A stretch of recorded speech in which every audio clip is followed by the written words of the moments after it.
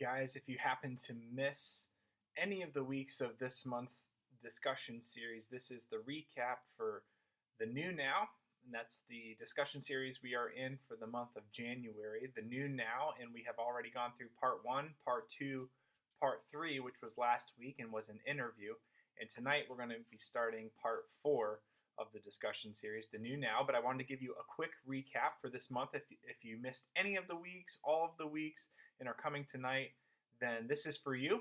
But basically, we're in this discussion series called the New Now, and the theme verse is 2 Corinthians 5:17, and it goes like this. This means that anyone who belongs to Christ has become a new person.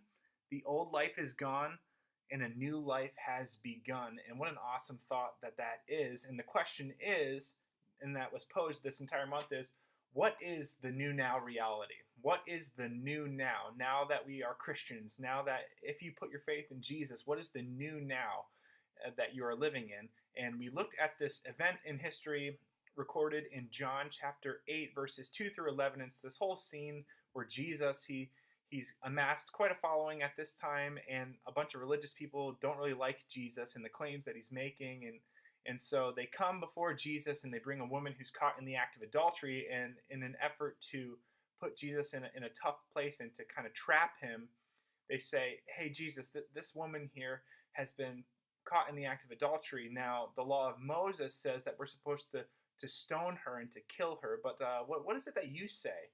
And you can study the nuances of that condemnation there. You can study that and look all into that. But Jesus, he gets down and he starts writing in the sand, and that's like a famous part of this whole passage. He starts writing in the sand. What is it that he was saying? We know it's really not important, to be honest with you. But he starts writing in the sand, and he looks up and he says, "Which one of you is without sin? Whoever is here and who is without sin, let him be the first person to cast the first stone at this woman." And then he bends down again. He starts just drawing again in the sand.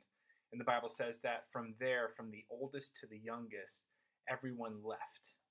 And it was just Jesus and this woman who were left standing there. And he looks up to her and he says, "Woman, has anyone here condemned you?"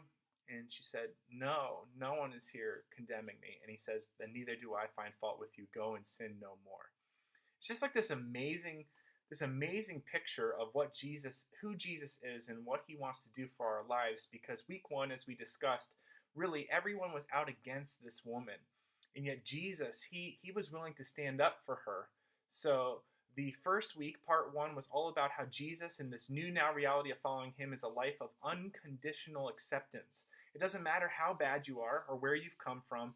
Jesus, he is always willing to accept you.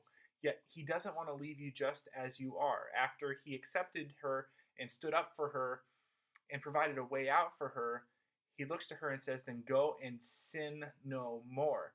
And last week, or 2 weeks ago, which was part two, of this discussion series, was all about the new now being the life of no more.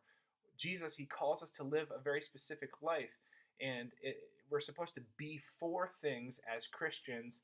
And yet, really, to paint a clear picture, we talked about this in the second week, to paint a clear picture of something, sometimes it's better to describe what's not there as just as much as it is to describe what is there. So when people look at your life, are they seeing a lack of something?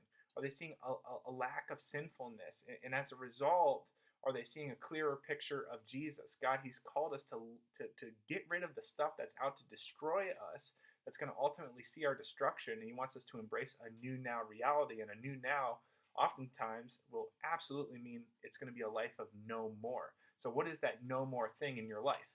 And then last week, we had an interview, and we had Steve Pink come and talk to us, and wow, what an amazing story of God who came into Steve's life and took him from a very hard place and brought him out to the other side and to serve in other countries, and now as a pastor at a church. It's just amazing.